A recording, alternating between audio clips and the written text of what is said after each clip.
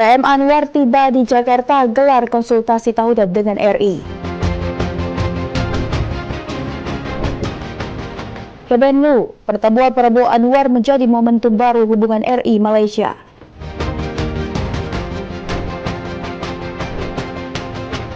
Belangkon karya warga Kota Gede tembus pasar internasional.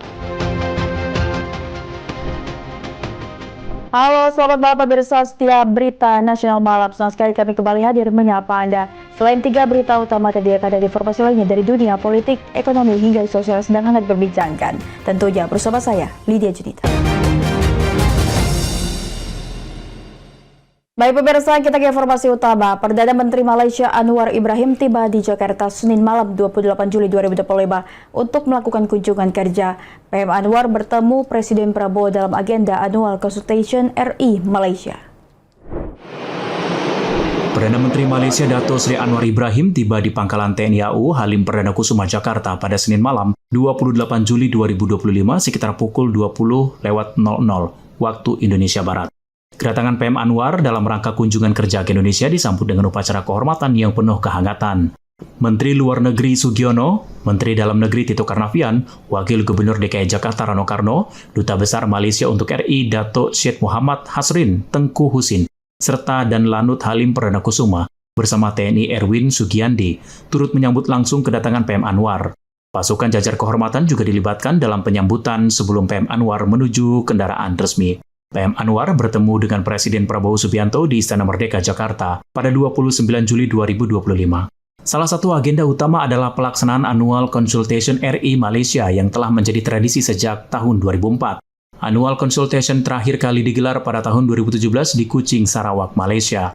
Perjumpaan tahun ini menjadi yang pertama dalam 7 tahun terakhir dan diharapkan mampu memperkuat hubungan bilateral serta kerjasama strategis kedua negara. Tim Liputan, Berita Nasional TV. Informasi selanjutnya, Menteri Koordinator Bidang Pemberdayaan Masyarakat Republik Indonesia Muhaimin Iskandar menggelar rapat lintas kementerian dan para pelaku usaha. Caimin menegaskan pentingnya kolaborasi antara dunia pendidikan dan industri untuk menurunkan angka pengangguran. Rapat gabungan ini mengundang berbagai kementerian serta pelaku usaha untuk menyusun persiapan kebijakan yang tepat, terutama dalam hal pemberdayaan masyarakat yang berdampak langsung bagi dunia industri dan sektor private. Rapat tersebut membahas sejumlah topik, namun fokus utamanya adalah agar pendidikan, vokasi, dan pengembangan skill mampu mendorong percepatan kesesuaian dengan kebutuhan industri atau matching industri. Menko PM Muhaimin Iskandar menjelaskan telah menerima berbagai masukan agar seluruh sistem pengajaran dan pendidikan memiliki link and match dengan dunia kerja. Caimin menegaskan hal ini akan ditindaklanjuti agar tidak ada lagi pengangguran terdidik di masa mendatang. Assalamualaikum warahmatullahi wabarakatuh. Teman-teman media yang saya hormati, saya dan Kemenko Pemberdayaan Masyarakat hari ini mengundang berbagai kementerian untuk bisa bersama-sama dunia industri dan private untuk membuat satu persiapan policy yang tepat, terutama menyangkut pemberdayaan masyarakat, wabil khusus strategi pemberdayaan untuk para pelaku ekonomi. Galuh Anggara, Berita Nasional TV. Sebagai bagian dari rangkaian kunjungan kerjanya di Provinsi Riau, Wakil Presiden Gibran Rakabuming Raka meninjau pelaksanaan kegiatan belajar mengajar di Sekolah Rakyat Abiseka, Kota Pekanbaru. Kunjungan ini bertujuan untuk memastikan bahwa program pendidikan gratis dan berkualitas yang diinisiasi pemerintah tersebut berjalan sesuai dengan tujuan. Sekolah Rakyat merupakan salah satu terobosan Presiden Prabowo Subianto untuk mendorong pemerataan akses pendidikan bagi anak-anak dari keluarga kurang mampu. Program ini menyediakan pendidikan, asrama, serta kebutuhan dasar lainnya secara cuma-cuma dalam rangka menciptakan lingkungan belajar yang mendukung tumbuh kembang siswa secara optimal. Dalam kesempatan tersebut, Wakil Presiden menyampaikan bahwa pelaksanaan kegiatan belajar di Sekolah Rakyat Abiseka telah berjalan dengan baik. Ia juga memastikan seluruh murid yang terdaftar, khususnya siswa SMP, telah aktif mengikuti proses belajar mengajar. Wakil Presiden juga meninjau kondisi asrama, ruang kelas, serta fasilitas penunjang lainnya. Ia menilai sarana yang tersedia sudah memadai untuk menunjang kenyamanan siswa dalam belajar dan beraktivitas. Sebagai program baru, Wakil Presiden menekankan pentingnya evaluasi berkala untuk penyempurnaan. Ia menyebut masukan dari orang tua murid dan masyarakat akan menjadi pertimbangan dalam pengembangan ke depan. Mas, setelah beberapa kali meninjau sekolah rakyat, apa akan ada perbaikan yang akan dilakukan pemerintah? Jadi evaluasi. Ini sekolah rakyat kedua ya yang kami kunjungi. Kita tadi melihat ruang kelas, ruang makan, ruang tidur. Ini yang paling penting. Turut mendampingi Wakil Presiden dalam kunjungan ini Gubernur Provinsi Riau Abdul Wahid dan Wali Kota Pekanbaru Agung Nugroho. Tim Liputan, Berita Nasional TV. Kebakaran hebat melanda Pasar Taman Puring, Kebayoran Baru, Jakarta Selatan pada Senin 28 Juli malam. Api menjalar cepat dan menghanguskan ratusan kios yang dikenal menjual sepatu, pakaian, dan barang elektronik. Sebanyak 724 kios dilaporkan terdampak kebakaran. Puluhan unit mobil pemadam dikerahkan untuk memadamkan kobaran api, namun padatnya bangunan dan banyaknya material mudah terbakar menyulitkan proses pemadaman dan kerugian ditaksir mencapai miliaran rupiah. Mayoritas pedagang kehilangan seluruh barang dagangannya. Aktivitas pasar lumpuh total, sementara itu para pedagang masih bertahan di sekitar lokasi, berharap masih ada dagangan yang bisa diselamatkan. Dan sebagian dari mereka menolak kemungkinan relokasi karena khawatir kehilangan pelanggan tetap. Seperti yang disampaikan salah satu pedagang, Rama, ia kehilangan 5 kios pakaian. Rama berharap pemerintah segera merehabilitasi bangunan kios yang terbakar. Ya, di depan 2, di belakang 3. Jadi total ada 5. Ada 5. Iya. Jual apa Mas? Jual pakaian seperti kaos, celana jeans. Habis semua Mas? Habis semua. Hingga kini penyebab kebakaran masih diselidiki pihak berwenang. Peristiwa ini menjadi peringatan serius bagi perlunya peningkatan sistem keamanan kebakaran di pusat-pusat ekonomi rakyat. Pemerintah diharapkan segera mengambil langkah pemulihan agar para pedagang dapat kembali menjalankan usahanya. Mahendra Dewanata, Adi Chandra, Berita Nasional TV. Pemerintah Indonesia melalui Kementerian Luar Negeri menyambut baik kabar gencatan senjata antara Thailand dengan Kamboja. Kemlu menegaskan Indonesia intens melakukan komunikasi sejak awal terjadi eskalasi antara Thailand dengan Kamboja. Setelah sempat terlibat saling serang selama beberapa hari terakhir, Thailand dan Kamboja akhirnya sepakat untuk melakukan gencatan senjata. Dengan bantuan Perdana Menteri Malaysia Anwar Ibrahim sebagai mediator, gencatan senjata akan mulai diberlakukan pada Senin tengah malam nanti. Menanggapi hal itu, pemerintah Indonesia melalui Kementerian Luar Negeri menyambut baik kabar gencatan senjata antara Thailand dan Kamboja. Kementerian Luar Negeri menegaskan Indonesia intens melakukan komunikasi sejak awal terjadinya eskalasi antar kedua negara Asia Tenggara ini. Komunikasi yang langsung dipimpin Menteri Luar Negeri Sugiono dilakukan sebagai bentuk dorongan diskusi antar negara di ASEAN jika tak terjadi kesepakatan. Pemerintah Indonesia meyakini seluruh masalah bisa diselesaikan dengan dialog antar semua pihak dan tak dilakukan dengan cara kekerasan. Yang pasti kalau memang berita ini adalah sangat recent ya, adanya rencana gencatan senjata yang akan segera berlaku sesegera mungkin, ini tentunya hal yang harus kita sambut baik. Seperti diketahui, pertempuran antara tentara Thailand dengan tentara Kamboja terjadi di daerah perbatasan selama beberapa hari terakhir. Menurut otoritas Thailand, 12 orang dikabarkan tewas akibat pertempuran itu. Tim Liputan, Berita Nasional TV. Kemenlu, pertemuan Prabowo Anwar menjadi momentum baru hubungan RI Malaysia. Informasi selanjutnya sesaat lagi akan kami hadirkan usai jeda berikut ini. Tetap saksikan Berita Nasional Malam.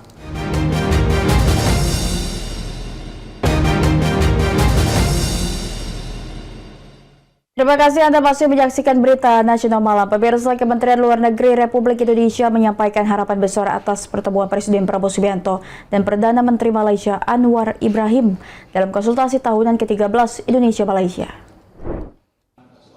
Menurut juru bicara Kementerian Luar Negeri Roliansah Roy Sumirat, pertemuan ini menjadi langkah strategis untuk memperkuat komunikasi reguler di tingkat tertinggi kedua negara. Konsultasi tahunan atau annual consultation merupakan mekanisme bilateral tertinggi antara Indonesia dan Malaysia yang pertama kali digelar pada tahun 2004. Pertemuan ini sempat tertunda selama beberapa tahun, salah satunya karena pandemi COVID-19. Konsultasi tahun ini menjadi yang pertama bagi Presiden Prabowo dan PM Anwar sejak keduanya resmi menjabat. Dalam pertemuan tersebut, sejumlah isu strategis akan dibahas mulai dari kerjasama bilateral, kawasan regional, hingga isu global. hubungan di antara kedua negara itu kan antara lain dapat dilihat dari bagaimana interaksi di semua level kepemimpinan negara-negara tersebut, dan dalam hal ini keinginan pimpinan tertinggi dari Indonesia dan Malaysia untuk melakukan konsultasi secara reguler dalam bentuk menyelenggarakan kembali annual consultation adalah. Dalam kunjungan ini, PM Anwar juga direncanakan bertemu dengan Sekretaris Jenderal ASEAN Ko Kim Horn di Sekretariat ASEAN Jakarta. Pertemuan strategis ini menjadi sinyal kuat dari komitmen kedua negara dalam mempererat kerjasama lintas sektor di tengah dinamika kawasan. Tim Liputan Berita Nasional TV. Sebanyak 10 taruna Akademi Kepolisian Akpol melakukan aksi nyata peduli lingkungan melalui kegiatan penanaman 100 pohon bakau di kawasan Taman Wisata Alam Angke, Jakarta Utara pada Senin 28 Juli 2025. Aksi penanaman ini menjadi bentuk kontribusi para taruna terhadap pelestarian ekosistem pesisir, khususnya dalam menghadapi ancaman abrasi dan penurunan kualitas lingkungan di wilayah pesisir ibu kota. Selain itu, kegiatan ini bertujuan meningkatkan kesadaran masyarakat tentang pentingnya menjaga keberlangsungan hutan mangrove sebagai benteng alami yang melindungi garis pantai. Para taruna yang terlibat berasal dari tingkat 2 dan 3. Taman Wisata Alam Angke dipilih sebagai lokasi kegiatan karena kawasan ini memiliki fungsi vital sebagai pusat konservasi hutan mangrove di Jakarta, serta menjadi tempat edukasi lingkungan yang dapat diakses publik. Kegiatan dimulai dengan pembukaan, penyerahan simbolis bibit pohon, penanaman secara langsung, dan ditutup dengan sesi penutup.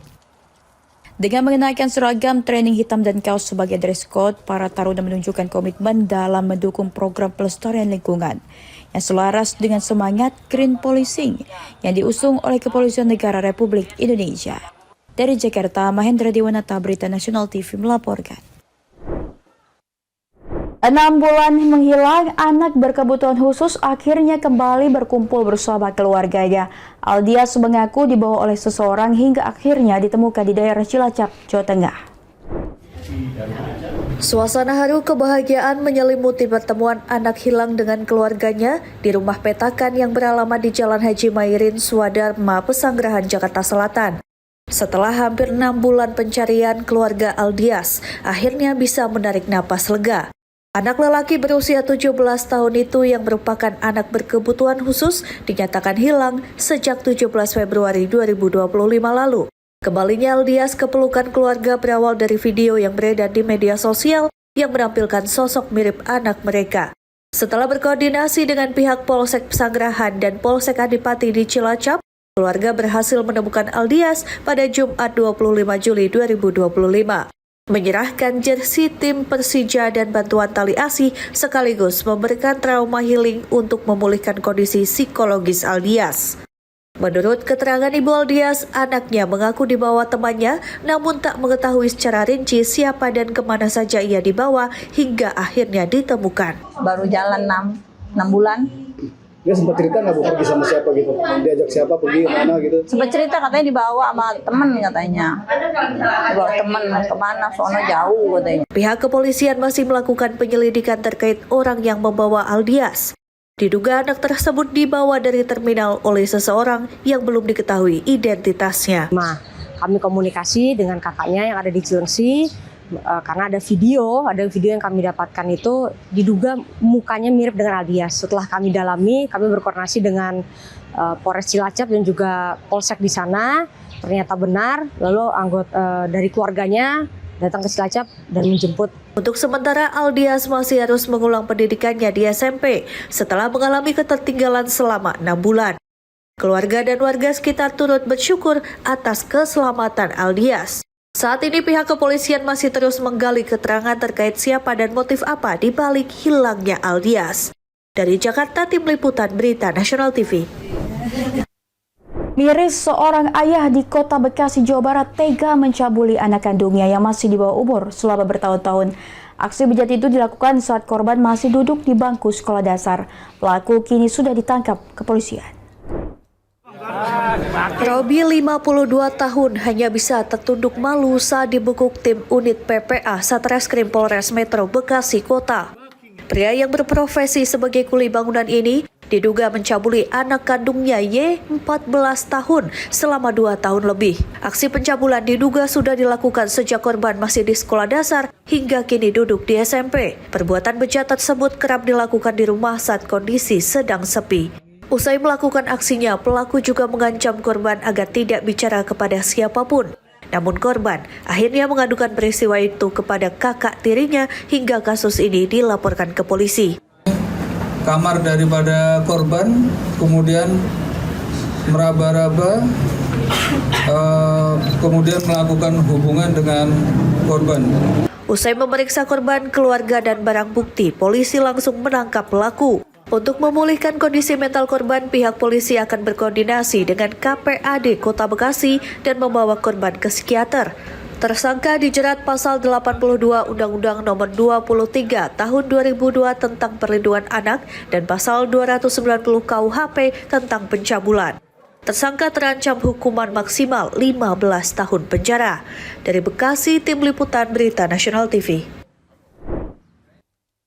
Warga negara asing tidak henti-hentinya membuat ulah di Bali. Kali ini giliran bule kere asal Azerbaijan yang nyaris dihakimi warga seusai kedapatan membawa kabur uang ratusan juta rupiah di Jalan Wana Segara, Gang Segara Merta, Kuta Badung, Bali.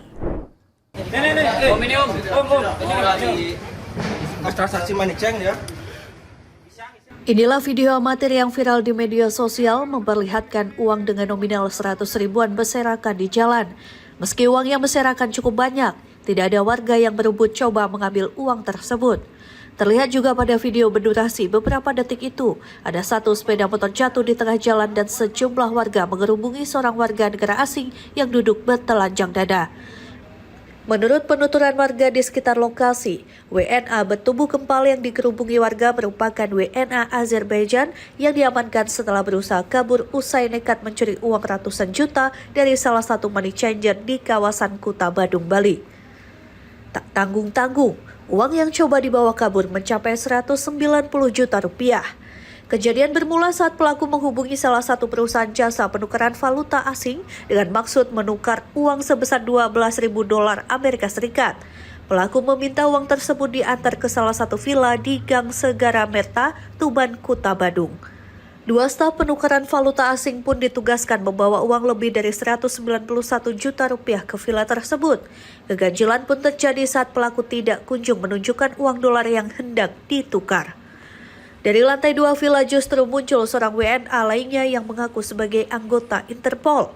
Orang itu tiba-tiba mencekik dan memiting korban. Salah satu pegawai valuta asing sempat melawan dan berhasil kabur keluar villa meminta bantuan.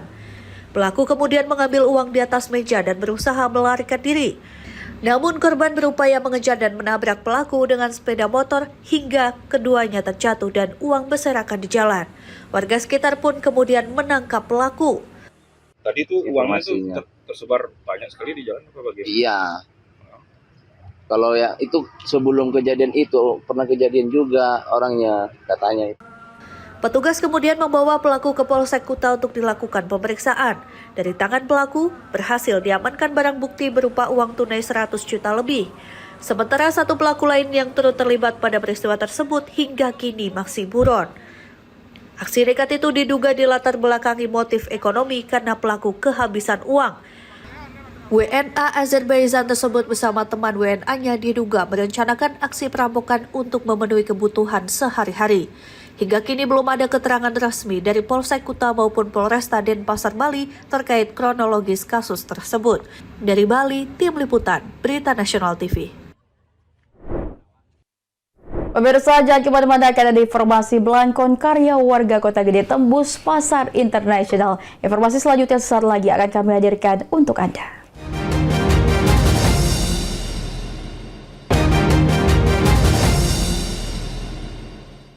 Pemirsa, ini dia Kampung Kota Gede di Yogyakarta menyimpan sejarah dan budaya yang hingga kini masih dilestarikan. Salah satunya melalui produk kerajinan belangkon khas Yogyakarta yang tak hanya laris di dalam negeri namun juga berhasil menembus pasar internasional termasuk Abu Dhabi di Arab Saudi. Berlokasi di Jalan Kipamanahan, Kampung Parbayan, Kota Gede, seorang pengrajin belangkon bernama Warguno terus melestarikan kerajinan tradisional yang memiliki nilai historis dan budaya tinggi. Di bengkel kerjanya yang sederhana, Warguno memproduksi belangkon khas Yogyakarta dengan teknik khusus yang sudah diikuti turun-temurun. Yang menarik, bahan dasar belangkon yang diproduksi adalah kain jarik, yang kemudian diolah menjadi sinjang jawi atau belangkon kain Jawa.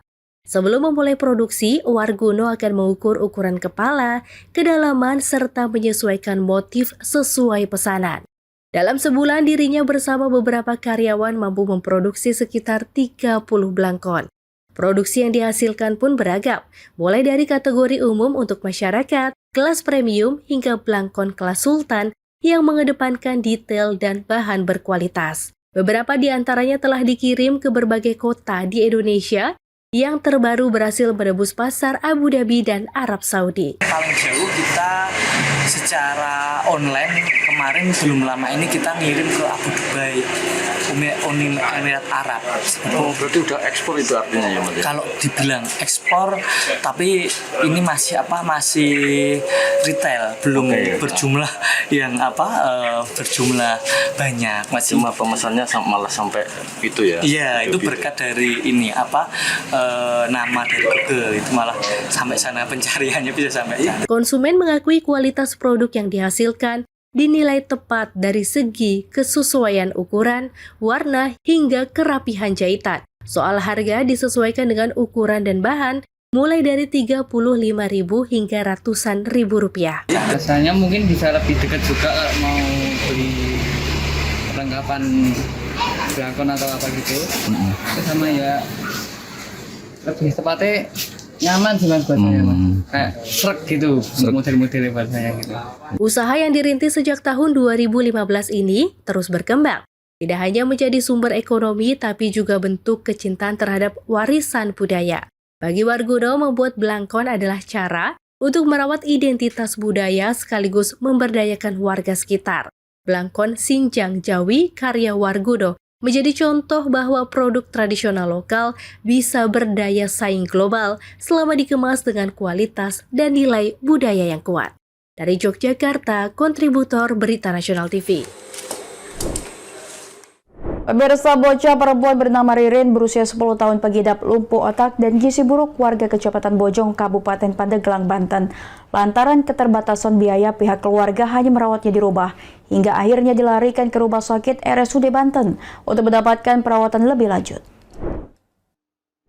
Beginilah kondisi Ririn, anak perempuan berusia 10 tahun warga Kampung Carang Datang, Desa Banyumas, Kecamatan Bojong, Kabupaten Pandeglang yang mengidap lumpuh otak dan gizi buruk.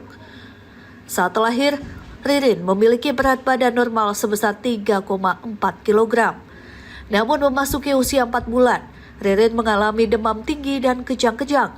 Sejak itu kondisinya semakin memburuk dan dokter memvonis Ririn mengidap lumpuh otak serta gizi buruk. Saat ini berat badan Ririn hanya mencapai 7 kg di usia 10 tahun. Usai bertahun-tahun dirawat di rumah lantaran keterbatasan biaya, akhirnya pihak Puskesmas Kecamatan Bojong yang telah membawa Ririn ke RSUD Banten untuk mendapatkan penanganan medis. Ibu Kapus Bojong Puskesmas sudah berterima kasih sudah bawa Ririn ke Rumah Sakit RSUD Banten. Saya ke depannya mudah-mudahan anak saya diberikan kesehatan, diberikan ada perubahan dari secara seluruh badan. Dari Pandeglang, Banten, Tim Liputan Berita Nasional TV. Pemirsa, demikian Berita Nasional Malam telah menemani Anda. Saya Lydia Judita beserta kurir bertugas pamit undur diri. Selamat malam dan selamat beristirahat.